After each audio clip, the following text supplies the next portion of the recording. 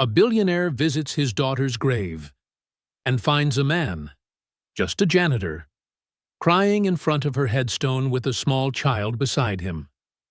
But what happens when a wealthy father, on the anniversary of his daughter's death, realizes she had a secret child, and that child is standing right in front of him? The life of Richard Whitmore was like a fortress built of glass and steel, solid, luxurious, and cold.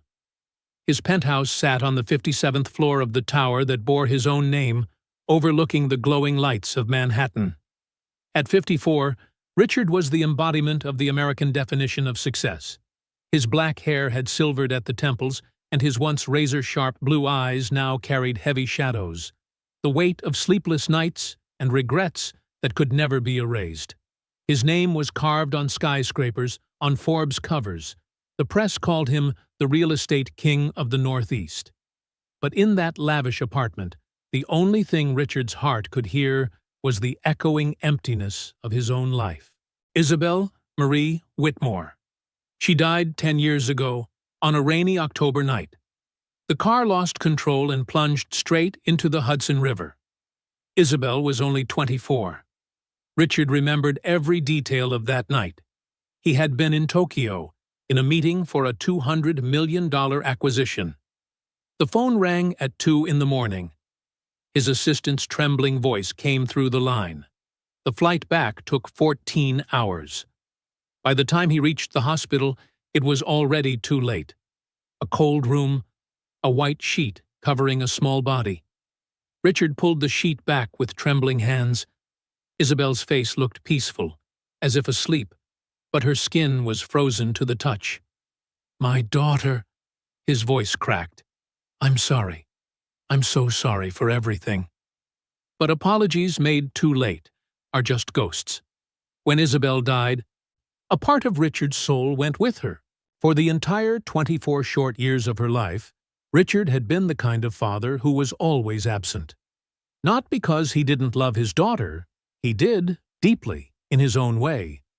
But that love was always overshadowed by work, by meetings, by deals he kept convincing himself were impossible to skip. He still remembered Isabel's 6th birthday. She had begged him to stay home for her party with friends. But that day, a client flew in from Dubai. Richard chose the meeting. When he returned home at 11 p.m., Isabel had fallen asleep on the sofa, still wearing her pink princess dress. The birthday cake sat untouched on the table, its 6 candles long extinguished. His wife, Catherine, looked at him with cold eyes. "She waited for you until 9, then cried for 2 hours. Richard knelt beside his sleeping daughter, gently brushing her smooth hair. "I'll make it up to you, sweetheart. I promise." But he never fulfilled that promise. There was always another deal, another flight, another reason to be gone. By the time Isabel turned 12, Catherine filed for divorce. "I can't live with a man married to his work," she said. After that, Isabel saw her father less and less. By 18, she barely spoke to him. Richard had another child, Marcus, 6 years older than Isabel. If his relationship with Isabel had grown cold, then his relationship with Marcus was nearly shattered. Marcus once tried to follow in his father's footsteps, studied business, worked at Whitmore Enterprises for 3 years, but he couldn't take it anymore. "All you care about is profit," Marcus had shouted during their final argument 4 years ago. "You don't care about people? You don't care about me? You weren't even there when Isabel needed you the most." "You don't understand the pressure of running an empire," Richard fired back, his voice hoarse with anger and pain. "No!" "You don't understand," Marcus said, tears in his eyes. "You traded your family for skyscrapers, and what do you have now? 2 children who hate you."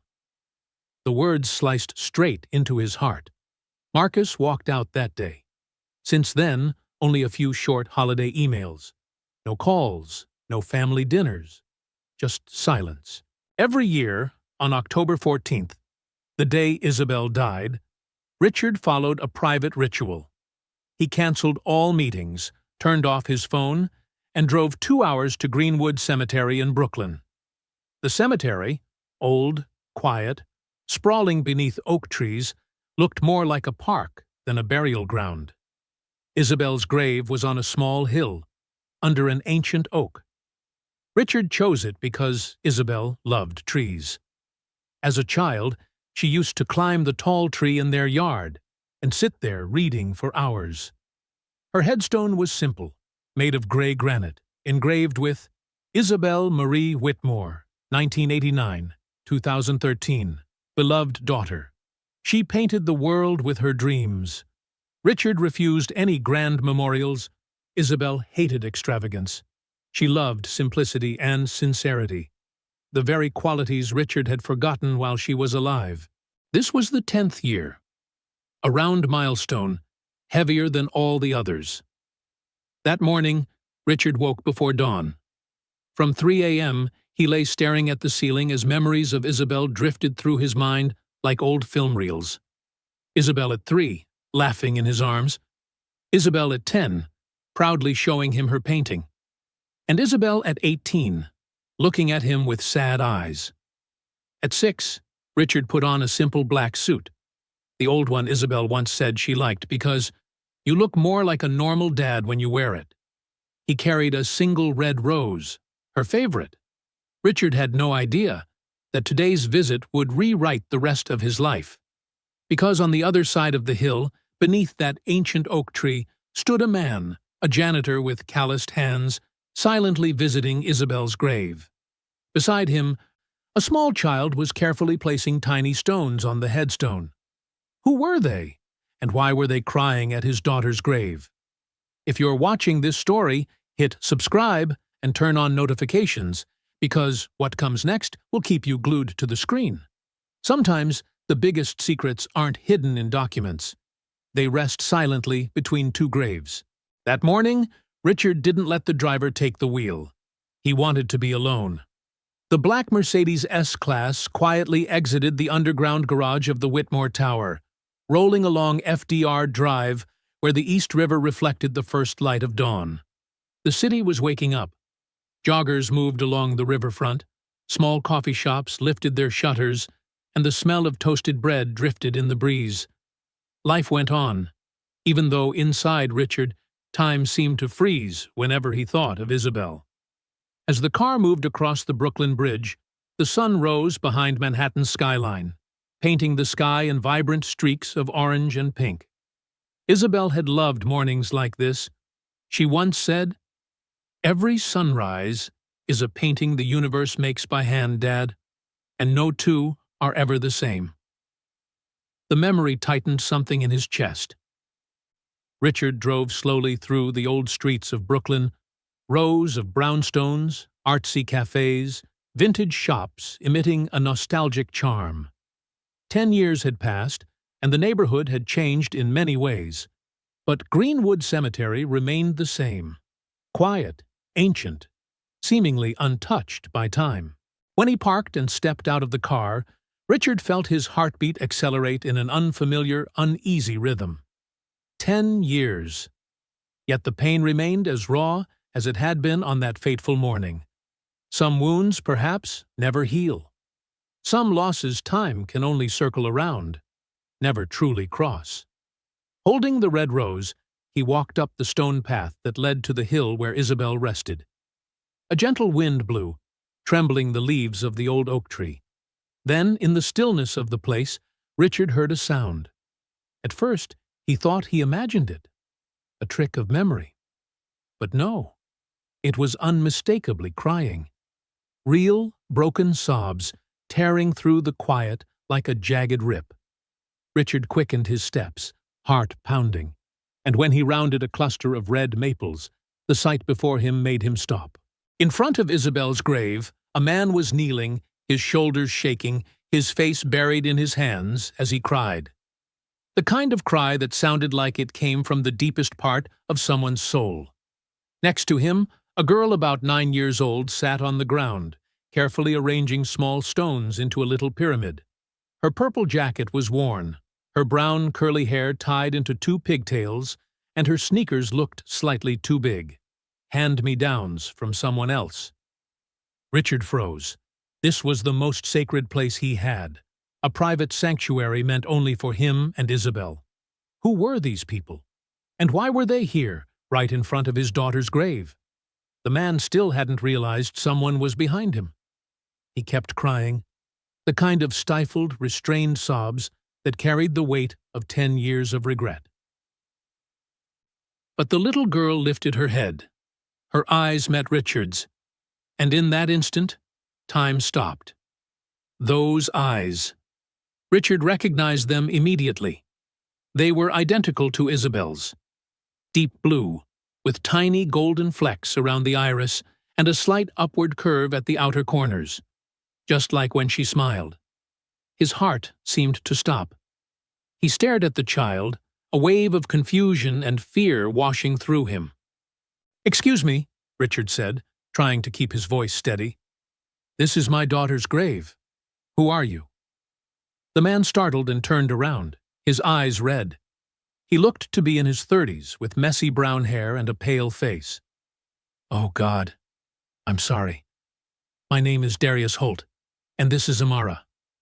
Why are you here? Why are you crying at my daughter's grave?" Darius looked down at the grave, then back up. I came to visit my sister, Elena. Her grave is over there, but I also visit Isabel, because she mattered so much to someone I loved very dearly, and because—" He hesitated, glancing at Amara. "Because what?" Richard asked, his heart beating faster. Darius took a breath. "Because Amara. Amara is Isabel's daughter." The words hit like a punch to the gut. Richard staggered, gripping the oak tree for balance. The rose slipped from his hand onto the blanket of fallen leaves, a deep red against the golds and browns of autumn. "What?" His voice dropped to a whisper. "What? What did you just say?" "Amara is Isabel's child," Darius repeated, firmer this time but still full of emotion. "And Adrian Cole's, my best friend." Richard stared at the girl. Amara gazed back, those deep, clear blue eyes, Isabel's eyes. She didn't understand the weight of what had just been said. "Mister," Amara said softly, her voice like a tiny bell. "Are you sad? My dad says people come here when they're sad." Richard's throat tightened painfully. He knelt down so he was eye level with the child. Up close, he saw even more, the slightly upturned nose, the tiny frown of concentration, the soft curl at the ends of her hair. All of it was Isabel. "Hello," he said, voice trembling. "You're Amara, right?" She nodded. "Yes, I'm 9. I'm building pretty stones for Mommy." She pointed to the small pyramid of pebbles she had balanced so carefully. "Your mother," Richard repeated, his throat closing. Darius stepped forward and placed a hand on his daughter's shoulder. "Amara, sweetheart, go over there and find a few more stones, okay?" He gestured to a path farther away.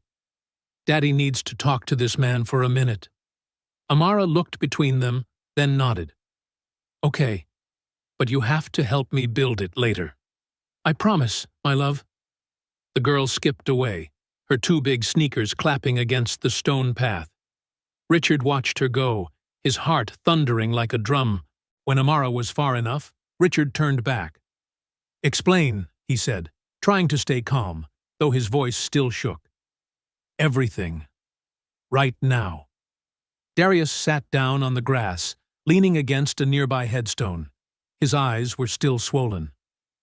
"Adrian Cole was my best friend from high school," he began. "He met Isabel in an art class at the Brooklyn Community Center about 11 years ago." Richard stood still, trying to piece things together. Isabel took art classes? He didn't know. He had never asked what she liked, what she did. "They fell in love," Darius continued, fast and deeply. "Adrian told me Isabel was the woman he wanted forever. They planned a future, a little house upstate, a couple of kids, a dog, a simple life." His voice faltered. He had to swallow hard. Richard felt his own legs weaken and slowly lowered himself onto the cold ground, not caring about the expensive suit. "Why didn't I know?" he asked faintly. "Why didn't Isabel tell me?" Darius looked at him, and in his eyes was a blend of sympathy and reproach. Because she was scared. Scared you wouldn't approve. Adrian wasn't wealthy.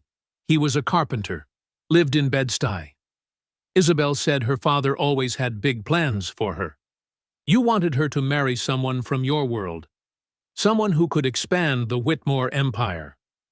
"No," Richard protested, but even he heard the hollowness in his voice.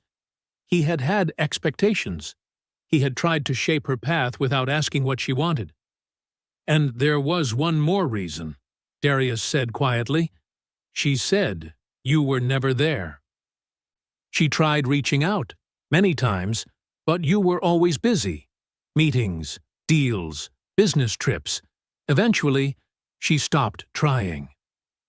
Each word was another stone thrown at his chest, and he had no defense. He had been absent. He had buried himself in work. He had missed his daughter's entire life. "Tell me about them," Richard said, voice breaking. "About Adrian and Isabel. I need to know." Darius looked toward Amara, who was gathering stones in the distance. A sad smile tugged at his lips. "They were beautiful together," he said. "Adrian made Isabel laugh, the kind of laugh that comes from deep in the chest. They spent hours in his woodshop. Adrian carving and sanding, Isabel sketching, soft music playing, talking about everything." Richard pictured that. His daughter peaceful, happy, living a life he had never imagined for her. "Did he propose?" Richard asked. "He did," Darius nodded. "One summer evening on the Brooklyn Bridge. No flashy diamond, just a silver ring Adrian made himself, with a blue stone, Isabel's favorite color. She said yes, immediately." Tears streamed down Richard's face. He didn't wipe them. His daughter had been engaged. She had mapped out a life, and he had known nothing. "And Amara?" he whispered. "Isabel got pregnant and gave birth 2 months before the accident," Darius said. "They were over the moon. They found a bigger apartment. Adrian took extra shifts. Isabel painted murals for the baby's room. Animals, forests, starry skies." He stopped, wiping his eyes. "And then, that night happened." Richard knew the broad strokes.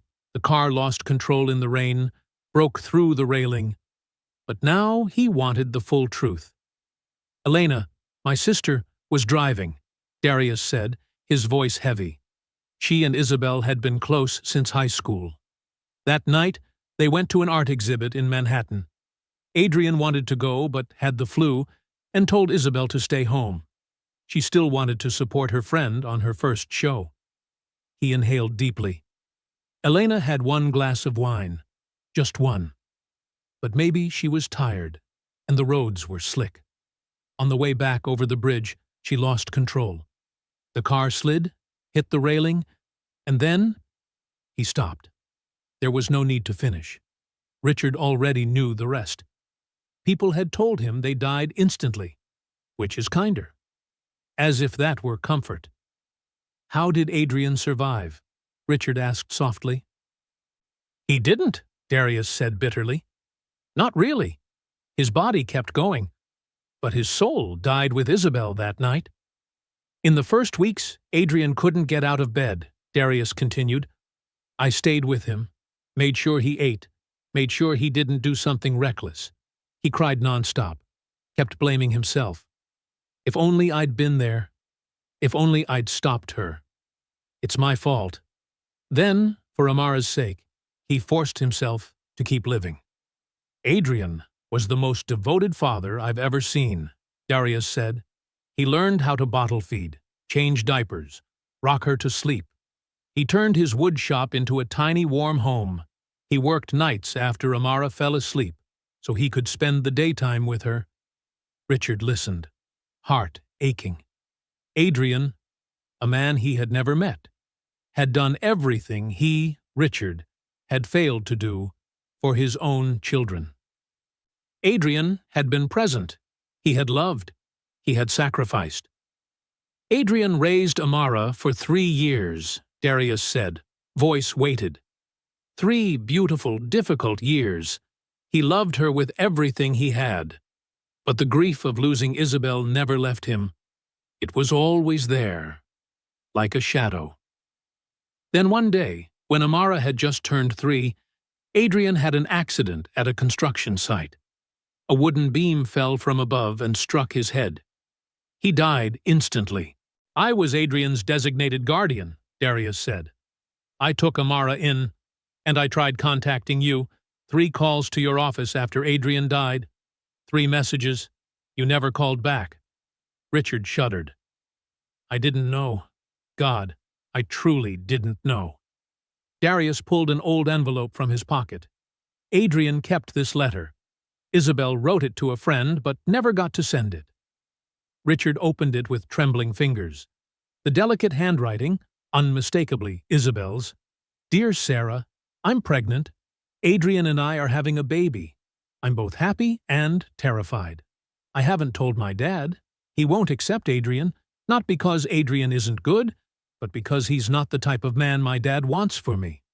But Sarah, Adrian is everything I need. We've decided that after the baby is born, we'll leave New York, Vermont or Maine, somewhere quiet. I'll paint, Adrian will work with wood, and we'll be happy. I know it means being far from family. Part of me is sad. I used to think one day my dad would change, but I can't wait forever. If my dad asks, tell him I'm okay. I'm happy. And maybe one day, when the baby is older, I'll give him a chance to be a grandfather. Everyone deserves a second chance. Right? Love, Isabel. By the time he finished, tears blurred the words. His daughter had been happy. She had plans, dreams. She had even intended to give him a second chance. But that chance had never come. Before Richard could respond, Amara ran back, her hands full of stones. Daddy, look! Her eyes sparkled. I found a pink one. They're super rare. Darius smiled despite the redness of his eyes. Beautiful, sweetheart. Amara turned to Richard, studying him curiously. Who are you? She asked, tilting her head. Richard opened his mouth, but the words stuck in his throat. How could he tell this child, his own flesh and blood, who he was? Darius placed a gentle hand on her shoulder. Honey, this is Mr. Richard. He's your grandfather. Amara stared, her brows knitting. Grandfather? She repeated, tasting the word. Then slowly, understanding dawned. So, he's Mommy's dad? Yes, Darius said softly. Amara went quiet, looking down at the stones in her hands. Then she lifted her eyes to Richard. Did my mommy ever talk about you? The question cut deep, sharp as a blade. Richard didn't know how to answer. What had Isabel told Adrian about him? That he was absent? That he had failed her? Then he remembered the last line of the letter. Everyone deserves a second chance. Your mom loved me, he finally said, voice shaking. And I loved her, very much. I just wasn't very good at showing it. Amara considered this, then nodded. That's okay. My dad says, grown-ups sometimes aren't good at saying what they feel. A broken smile touched Richard's lips, tears still falling. Your dad was a very wise man. I know, Amara replied seriously. Then she held up the pink stone. Do you want to help me build? Richard looked at the stone, then at the small face before him. Isabel's eyes looking back at him with a simple trust he didn't deserve, yet longed for desperately. I'd love to, he said, reaching out. Amara placed the stone in his palm. The light touch, warm and real, felt like a promise. In the days after the encounter at the cemetery, Richard couldn't stop thinking about Amara. The little girl's eyes slipped into both his dreams and his waking hours. He dug through old photos of Isabel, trying to trace the shared features, the invisible threads binding them. He needed to know more. He needed to understand. Richard hired a private investigator, not to dig up dirt, but to verify Darius Holt's story. The report came back 3 days later and confirmed every word he had said. Darius Holt, 30 years old, worked at Greenwood Cemetery for 7 years, previously an electrician. Lived with Amara in a one-bedroom apartment in Sunset Park. No criminal record. Neighbors referred to him as a devoted father. His financial records showed that Darius lived extremely modestly. An annual income of about $38,000, a tight amount in New York. No debt except for a small student loan. Rent always paid on time.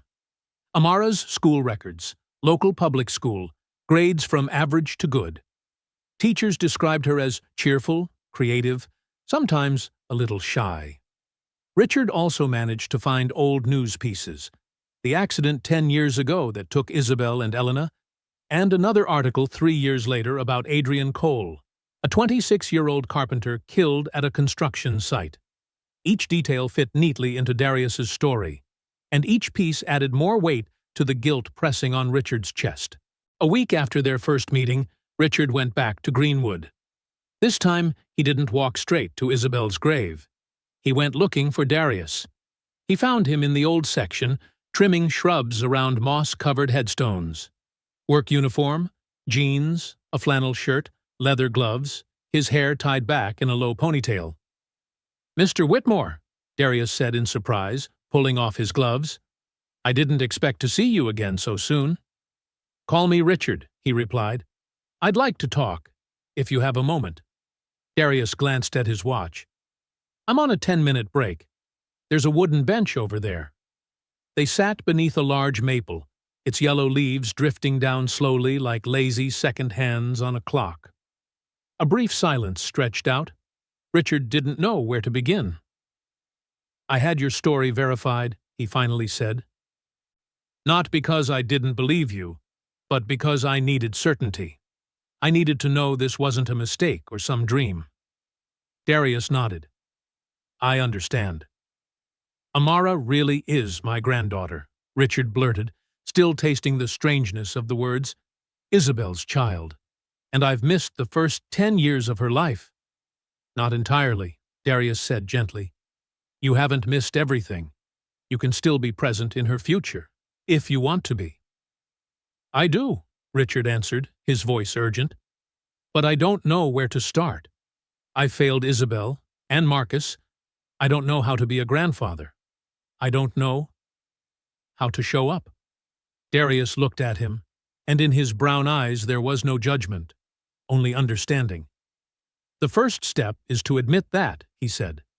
"You just did. Step 2, decide you'll do things differently. Step 3, keep showing up, over and over again." "I want to see Amara again," Richard said. "Properly. Not at the cemetery, but somewhere she feels comfortable. Would you agree to that?" Darius considered this. "I have to think about what's best for Amara. She's been through a lot already. Lost her mother before she was born, lost her father at 3. I don't want her hurt again." "I understand," Richard nodded. "I won't pressure you. I only ask that you consider it. I want to know her.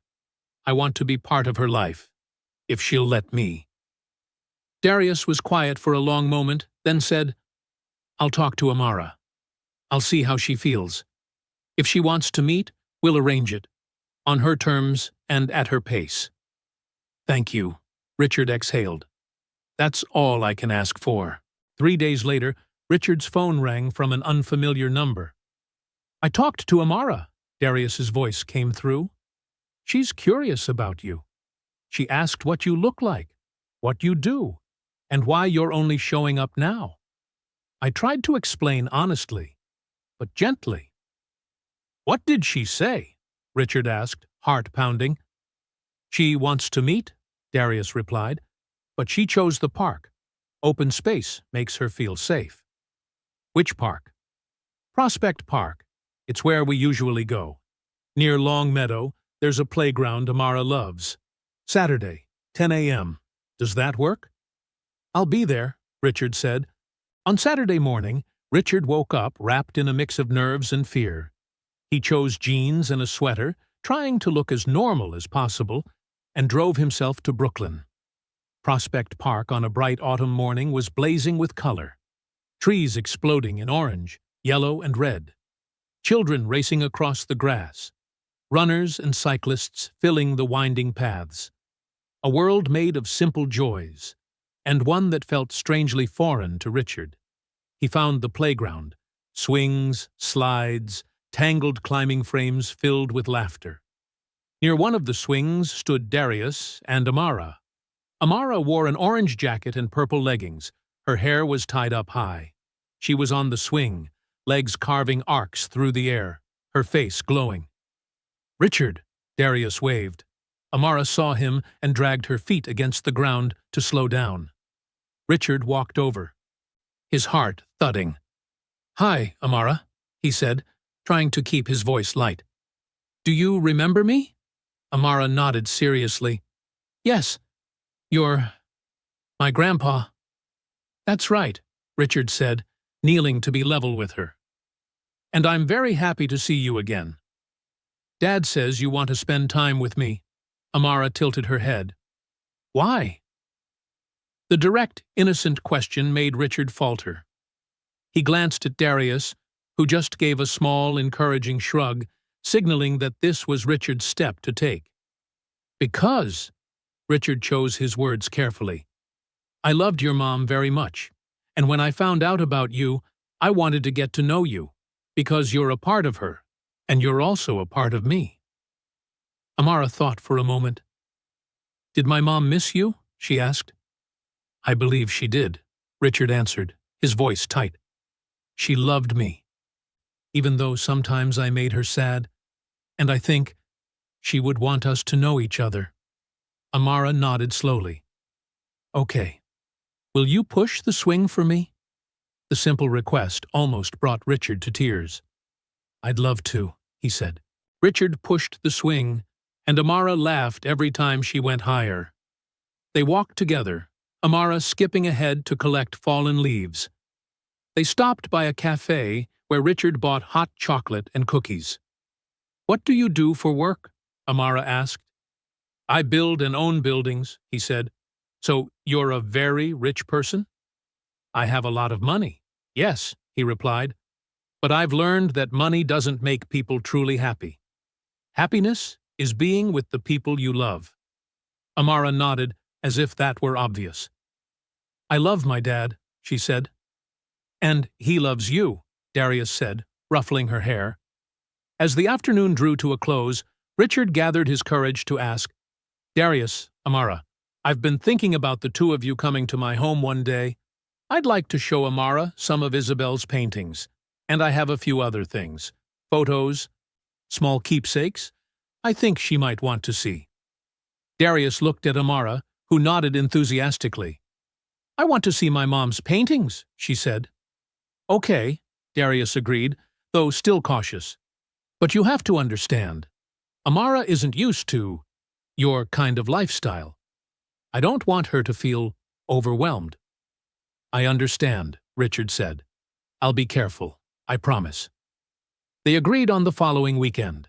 As Darius and Amara were getting ready to leave, Amara ran back to Richard and hugged him, a quick, tight hug. But to him, it meant everything. "Bye, Grandpa Richard," she said, then sprinted off after Darius. Richard stood there, watching them go, his chest still warm from the embrace. "Grandpa Richard." The words filled his heart with both joy and sorrow. He had a second chance. He would not waste it. Near the end of the afternoon, Richard gathered his courage once more. "Darius, Amara, I'd like to invite you both to my place sometime.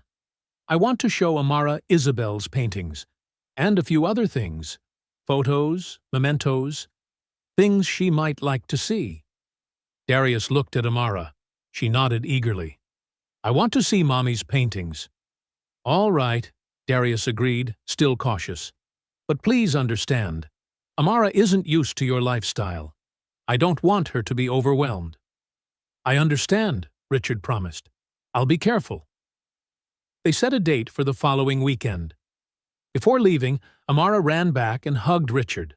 A quick, firm hug that warmed his chest. "Bye, Grandpa Richard," she said, then trotted off after Darius. Richard stood watching them, his hand still tingling with the warmth of her embrace. Grandpa Richard, two words that were both heavy and light, filling his heart with a mix of joy and grief. He had been given a second chance, and this time he would not let it slip away. The following Saturday, Darius and Amara arrived at Richard's penthouse. Marcus, the driver, picked them up from the lobby and took the private elevator straight to the apartment. When the doors opened, Amara's eyes widened. "Whoa," she breathed, standing in the middle of the high-ceilinged space, floor-to-ceiling windows overlooking all of Manhattan, minimalist modern furniture everywhere. "This place is bigger than my whole building," she whispered to Darius. Darius looked slightly embarrassed. His eyes scanned the luxury with a mix of curiosity and reserve. Richard noticed the discomfort in him and suddenly felt a wave of shame. This was his world, overflowing, extravagant, yet it felt strangely hollow when he thought about the small, warm apartment where Amara had grown up. "Make yourselves at home," Richard said, fully aware of how awkward the sentence sounded in this setting. Richard led them to his study, where Isabel's paintings hung on the walls. One watercolor, a lake nestled between rolling hills, sunset brushed in orange-pink-purple. "This was painted by your mom," he said softly. "My mom painted that?" Amara's eyes widened. "Yes, she painted it when she was 19. She dreamed of living near a lake like that." There was a pencil sketch, a sleeping baby. In the margin, "For my child, one day." Amara froze. "Is that me?" Richard knelt beside her. "I believe it is. Your mom dreamed about you." "My mom dreamed about me," Amara whispered, gently touching the glass. Richard brought out a large box, photos, letters, and keepsakes from Isabel. Amara sat cross-legged on the rug, Darius beside her. She lifted each item with care. Pictures of Isabel as a little girl, her teenage journals, a tiny lion pendant. "These belong to your mom. I want you to have them," Richard said. Amara held it delicately. Darius helped her put it on. She touched the small pendant, wearing a soft, bittersweet smile. While Amara examined the keepsakes, Darius walked toward the window, looking down at the city. Richard joined him. "I never thought I'd ever stand in a place like this," Darius said quietly, not envious, not impressed, just stating a fact. "Feels like another world." "It is another world," Richard admitted, "and for a long time, it was the only world I knew. But in the end, it's empty. All of this," he gestured around the luxurious apartment, "means nothing if there's no one to share it with." Darius turned to him. "So why change now, after all these years?" "Because meeting Amara showed me what I've really lost. Not just Isabel, but the chance to have a real family. I don't want to waste any more time." "Amara deserves better than a grandfather who shows up because he feels guilty," Darius said bluntly. "You're right," Richard replied without hesitation. "But it's not just guilt. It's love. I loved my daughter. I just didn't know how to show it. And I loved Amara the moment I saw her eyes, because she's part of Isabel, and because she deserves to know she has family." Darius considered him for a long moment. "It won't be easy. Trust takes time. And Amara, I've kept her away from this world for a reason. I don't want money and privilege to spoil her." "I don't want that either," Richard said. "I just want to be present." Darius nodded slowly. "Fine, but on my terms. We take it slow. And if at any point I feel this isn't good for Amara, we stop. Agreed?" "Agreed," Richard answered immediately. From that day on, Richard visited Brooklyn every weekend, sometimes at the park, sometimes at Darius's small apartment, He brought small, thoughtful gifts. A quality watercolor set when he learned Amara loved painting. A book about constellations when she mentioned she liked looking at the night sky. A soft wool scarf when the wind turned cold. He learned to listen, truly listen, when Amara talked about school, friends, and dreams. He sat on the floor building Lego towers, drew pictures with her, or watched her favorite animated movies. One afternoon, Amara asked, "Did you know things about my mom when she was little?" Richard told her, when Isabel was 6, she painted butterflies and flowers all over her bedroom wall. "I was furious," he said, and she just laughed and said, "Dad, now you have free art." Amara burst into giggles, her eyes sparkling. "My mom sounds fun." "She was," Richard smiled sadly. "I just wish I'd spent more time seeing that." Not everything was easy. Some days, Amara asked questions that left Richard speechless. "Why didn't you come to my mom when she was still alive?" Richard was silent for a long time. In the kitchen, Darius froze mid-motion, but didn't step in. "I was wrong," Richard finally said. "I thought work was more important than family. I thought money and success would make me happy. By the time I realized the truth, your mom was gone." "Were you sad?" "Every day," Richard admitted, "but being with you makes me feel closer to her. You have her smile, her curiosity, her gentle heart." Amara thought about it, then climbed onto the sofa and leaned her head on his shoulder. "You can be sad, but you're not alone, because now you have me." The simple, innocent words unlocked something inside Richard. He held the girl close and let the tears fall. Richard gradually learned the rhythm of Darius and Amara's life. Difficult, but warm. He saw Darius juggling bills, taking weekend shifts so Amara could have warm clothes and full meals. Simple dinners, pasta, soup, sandwiches, always with Amara eating first. One evening, Richard brought over an expensive Italian takeout meal. The look on Darius's face, grateful yet tense, told Richard he'd misstepped. "I'm sorry," Richard said quickly. "I just wanted to contribute dinner." "I know your intention is good," Darius sighed. "But we don't need charity. We're okay. Not much, but we have each other."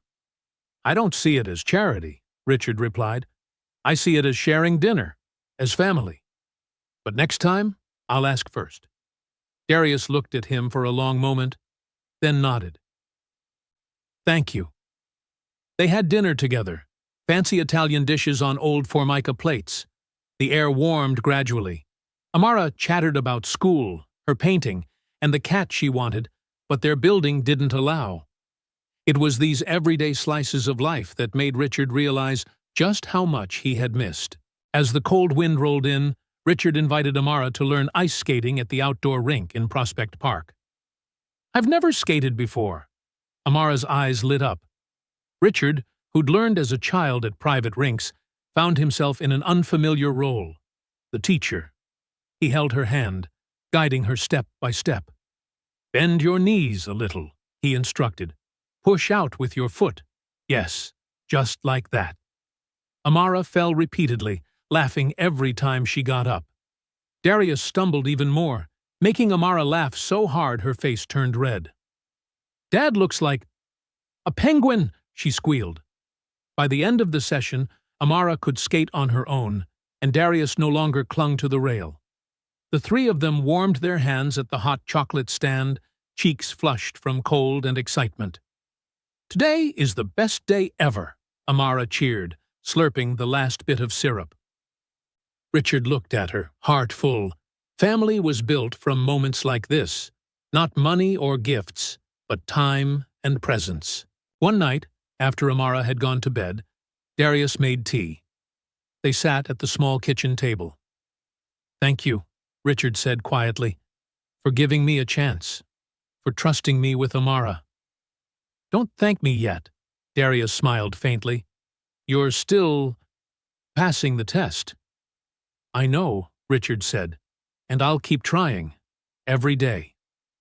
Darius looked down at his cup. Honestly, when I first saw you at the cemetery, I thought you were the kind of privileged billionaire who'd try to buy his way into Amara's life. But you surprised me. Surprised you how? By showing up, consistently, by listening, by trying to understand our life instead of forcing it to match yours. That's worth more than any gift. Richard fell silent, moved. Adrian, he was a good father, wasn't he? The best, Darius said softly. He loved Amara more than anything. And he would want her to know you, to know family. Do you think Adrian would accept me? Darius thought for a moment. At first, he'd probably be unsure. But if he saw you love Amara and work for her, I believe he would. As Christmas approached, Richard invited them for dinner at the penthouse. Darius hesitated, but Amara was so excited he agreed. Richard hired a chef, but requested a warm, simple meal.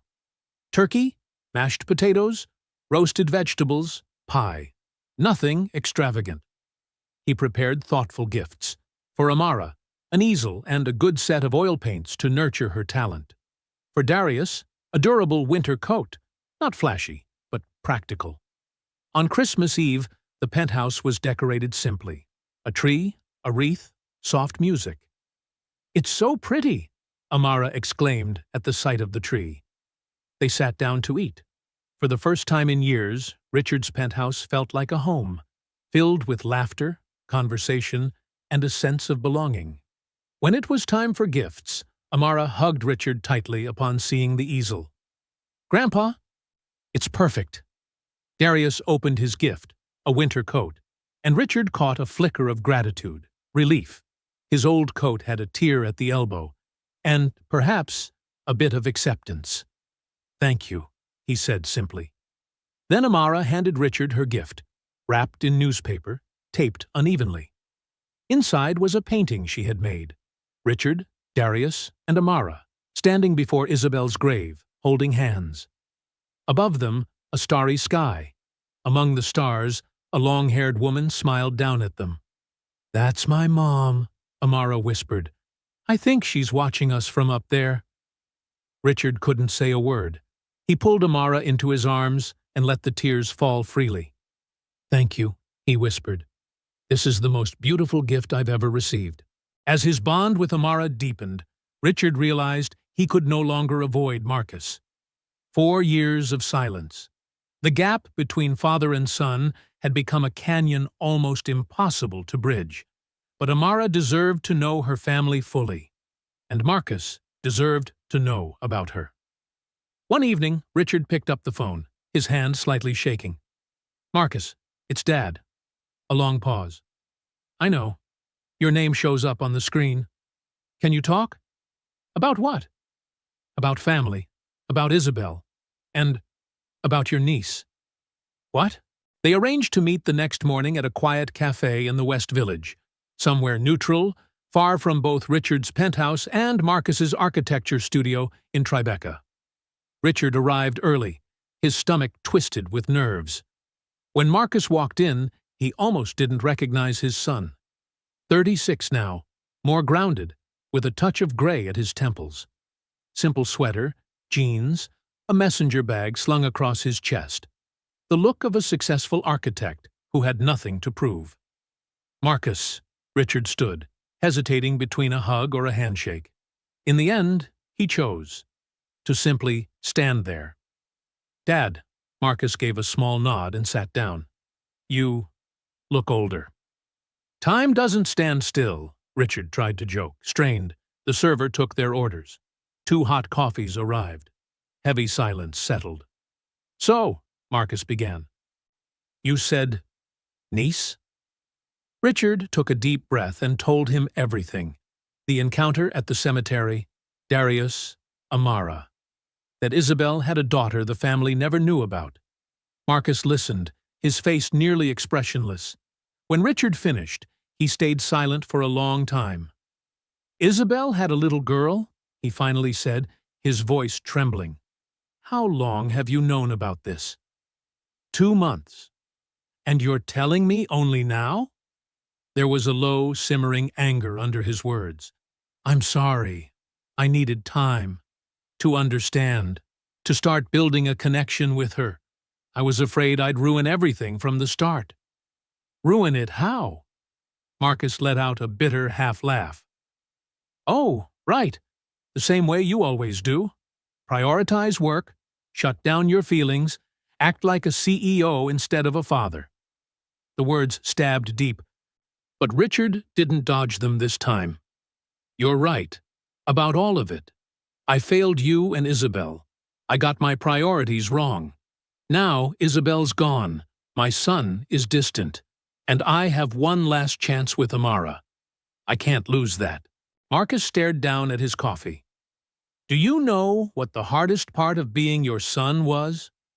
Richard shook his head. It wasn't the money. I had everything. Except you. You weren't there for my games, for my recitals. The day I graduated top of my class, you were in Singapore. I sent a gift, Richard said weakly. A Rolex. I was 18. I didn't need a watch. I needed a father. Marcus paused, then continued, his voice sharper. And Isabel, did you know she called me a few months before she died? She was crying. She said she'd met someone, that she was in love. But she was afraid to tell you. I told her to live her life. Then she died. I never knew if she got to be happy before she went. Tears welled up in Richard's eyes. She did. She loved Adrian. They were going to get married, have a family. Marcus wiped at his eyes. At least she had that. They sat there, two grown men quietly crying in the middle of a crowded cafe. A few curious looks drifted their way. Do you want to meet Amara? Richard asked softly. Does she know about me? Marcus asked. She knows she has an uncle. I told her about you, that you're an architect, that you design beautiful buildings. She was excited. Did you tell her we don't talk? He asked.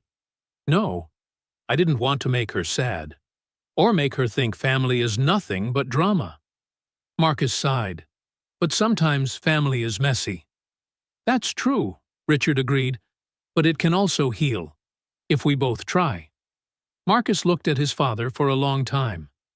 I'm not promising forgiveness, not yet. I'm still angry, but I want to meet her. She's my niece. She's family. That's all I could hope for, Richard said. They chose the Brooklyn Children's Museum for the first meeting, a fun, safe place for Amara.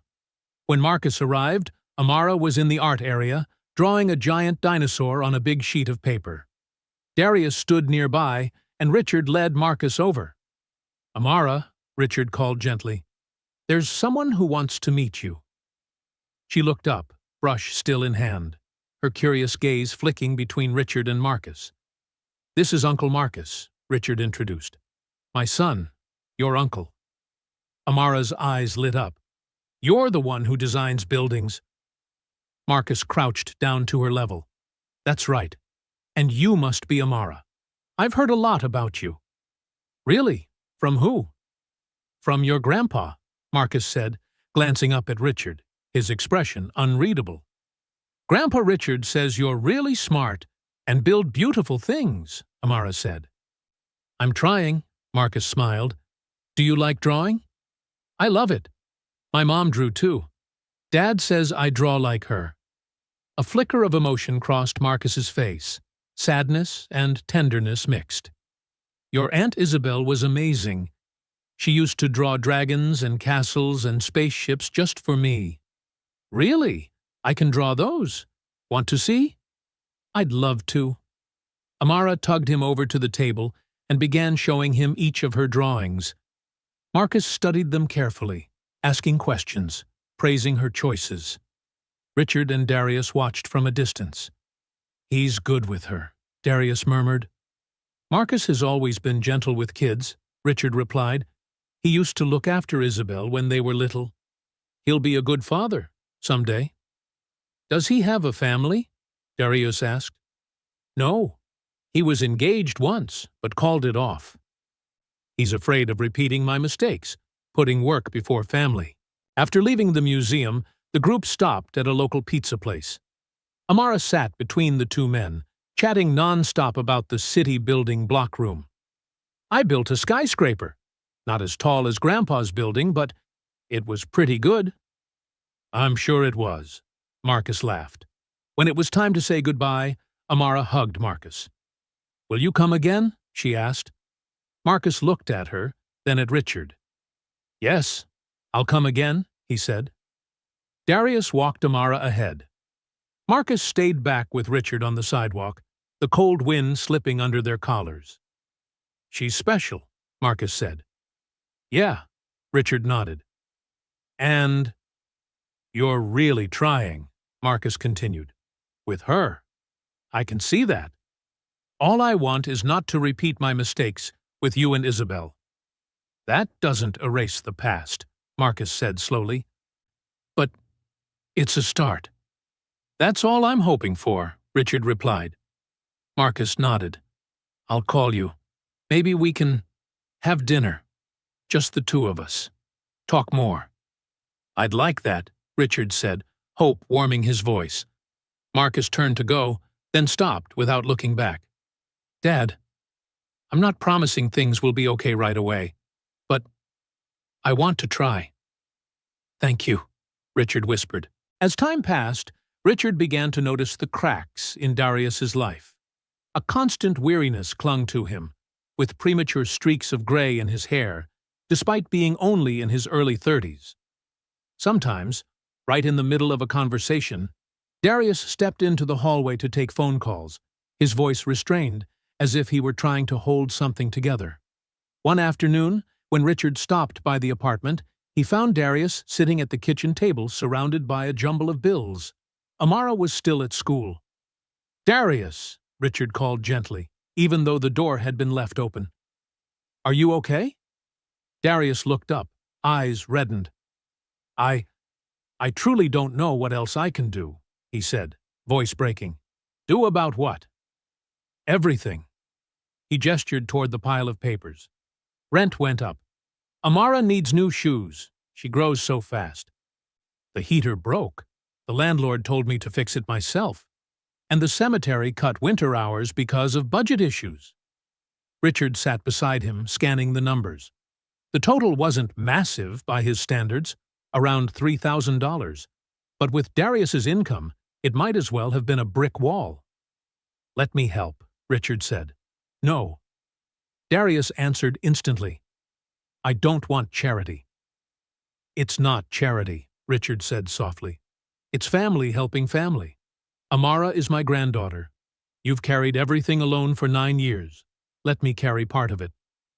I don't want to owe you. Then treat it as a loan. Pay me back when things settle. But right now, don't let these bills suffocate you. Darius stared at him for a long time, pride and practicality pulling at him in opposite directions.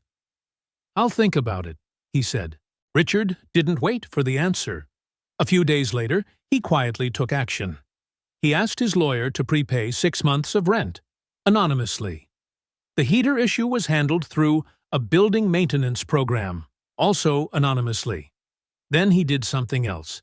He called the Greenwood Cemetery manager, an old acquaintance from the real estate world. Richard didn't ask for special treatment.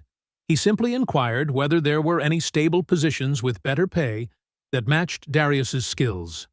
The manager, who already valued Darius, agreed to offer an interview for a maintenance coordinator position, a hybrid administrative field role with an $8,000 annual raise.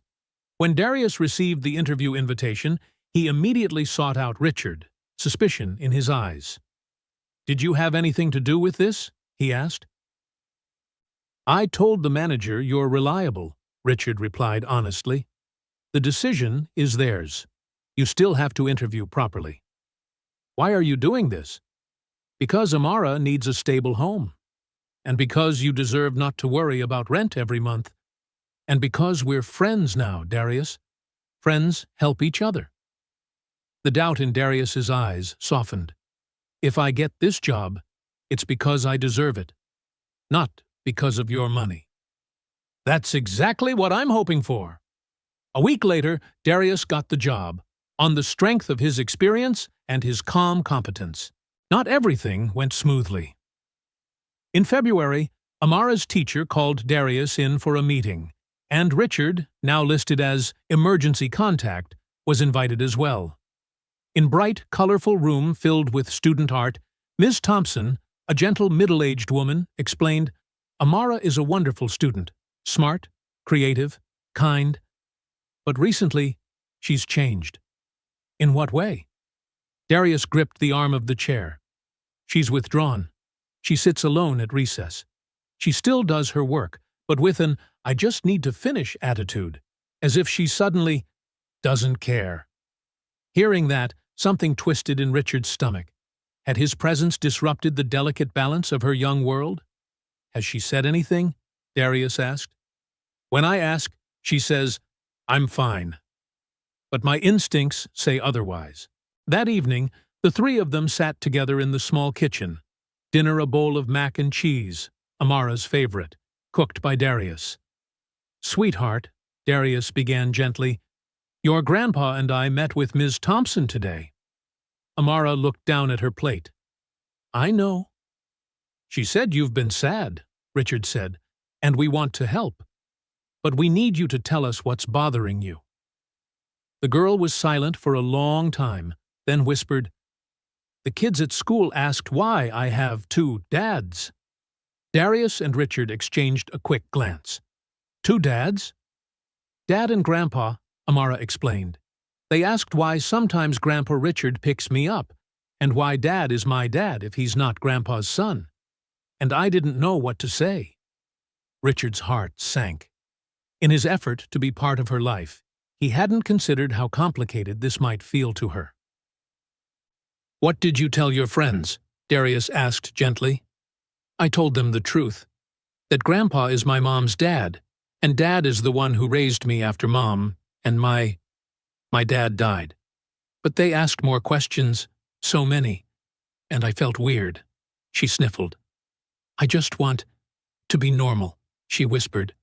"I want a mom and a dad like everyone else. I want things not to be so complicated." Richard felt heat in his eyes. "I'm sorry. If my being here made things harder—" "No," Amara looked up quickly. "I don't want you to leave. I like having you. It's just, sometimes I wish everything was simpler." They consulted the school counselor. The advice: be open about their family structure. Teach Amara how to tell her story with confidence. They also asked Ms. Thompson to incorporate a lesson about different family types: single parents, guardians, grandparents, adoptive families, to normalize diversity. At home, they talked to her. "Some kids have one mother," Darius said. "Some have two fathers, some live with grandparents. You have a dad and a grandpa, both who love you. There's no right or wrong kind of family." Richard added with a smile, "And I think our family is pretty wonderful. It's full of love." Amara thought about it. "So I can tell my friends my family is special in its own way?" "Exactly," Darius said, ruffling her hair. After that, Amara gradually opened up again. "Ms. Boardhe," Thompson reported she was playing with her classmates and doing her schoolwork with care once more. Meanwhile, Richard and Marcus slowly eased their distance. They met for dinner once a month.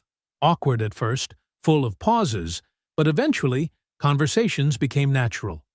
Marcus talked about his work, projects not flashy but full of soul and community.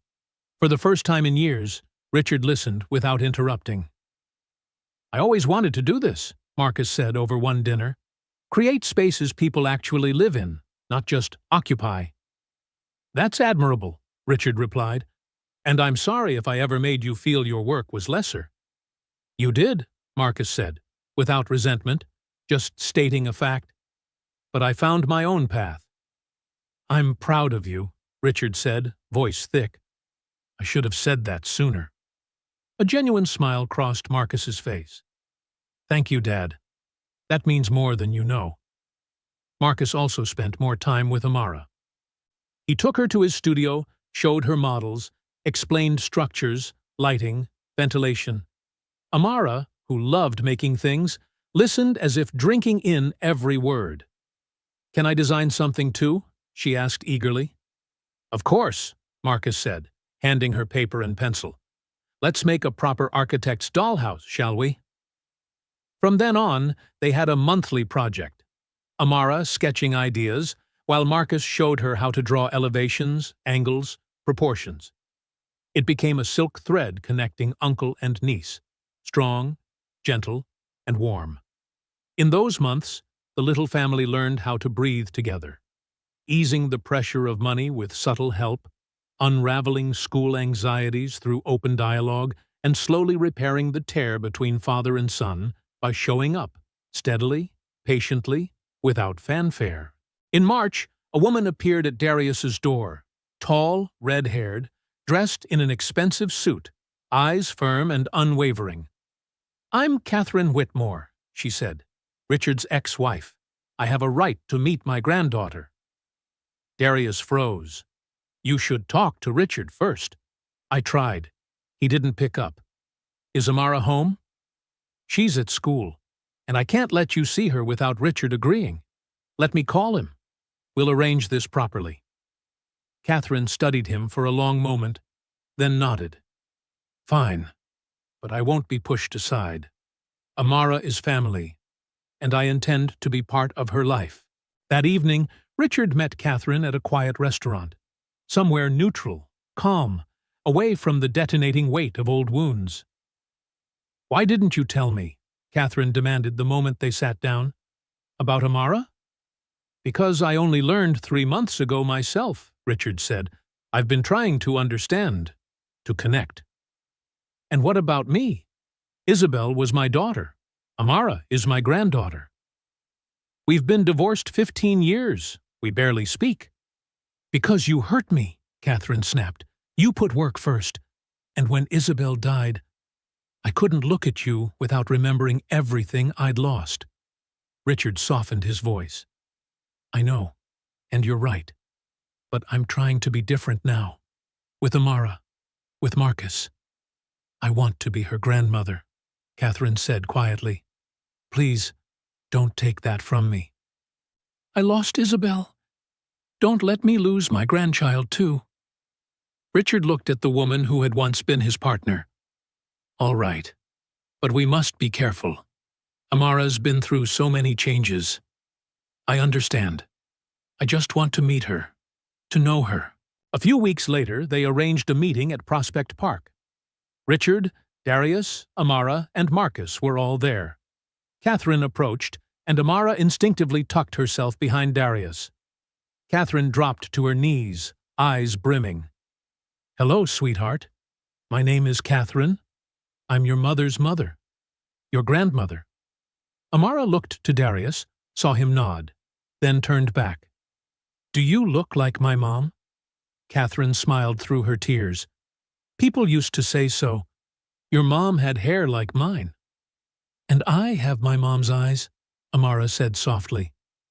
"You do," Catherine whispered, "and I'm so happy to finally meet you." For an hour they talked, Catherine showing childhood photos of Isabel, telling stories, answering Amara's endless questions. When it was time to leave, Amara hugged her. "You'll come again, right?" "I promise." Catherine's arrival added another complex layer to the family dynamic. Richard and Catherine had to learn how to coexist, not as a couple, but as two grandparents sharing space, both loving the same child. It wasn't always easy. There were disagreements about boundaries, about gifts. Catherine tended to go overboard, about scheduling. But both of them were committed to doing what was best for Amara, and that commitment guided them through the friction. Marcus, for his part, was glad to have his mother back in his life. The two met regularly, tending to old wounds and filling in the quiet spaces that had long existed between them. "I'm really glad she's here," Marcus told Richard one evening. "The little one deserves to know both her grandparents." "You're right," Richard said. "And I'm sorry I didn't think about that sooner." In this new rhythm, their family, held together by old fractures and new threads, continued moving forward, slowly, carefully, but steadily. And at the center of them all stood Amara, supported by hands that had once been clumsy, but were now learning how to hold each other properly. October came again, 11 years since Isabel's passing. But this year, Richard didn't go to Greenwood alone. The whole family came with him. Richard, Marcus, Catherine, Darius, and little Amara. They walked together, not perfect, but united, to honor Isabel. The day was warm, sunlight spilling gold across the headstone. Each brought a gift. Richard, a red rose, as he had for the past 10 years. Marcus, a handwritten letter filled with words he had never said aloud. Catherine, the scarf Isabel once loved. Darius, a photo of Isabel and Adrian laughing together. Amara, a drawing of their family beneath an oak tree, hands intertwined. Above them, she drew a woman with long hair smiling down. "This is my mom," she said. "She's always watching us." They stood in silence, a circle imperfect, but full of love. Richard read Isabel's favorite poem. Marcus shared memories. Catherine cried quietly, taking Richard's hand, for the first time in over a decade. Darius bowed his head. "Isabel," he said softly, "you brought light into Adrian's life. And through Amara, that light continues. Thank you." Amara's small voice followed. "Mom, I don't remember you, but I hear so many beautiful stories. I know you love me, because I feel it every day." After the memorial, they drove to the small lake house in upstate New York, the one Richard had purchased. "I bought this place for us," he said, "a home where family can gather, where Amara can grow up around nature, where we can make new memories." Amara ran to the deck, eyes wide. "It looks just like the picture my mom drew." Richard smiled. "Exactly. That was the idea." They explored the house, a bedroom for Amara, painted a soft lavender overlooking the water, a room for Darius, rooms for Marcus and Catherine, and a sunlit studio where Amara could draw just like her mother. "It's beautiful," Marcus whispered as he stood on the dock. "Isabel would have loved it," Catherine murmured. "That's what I wanted," Richard replied, "to keep her dream alive." They stayed the whole weekend.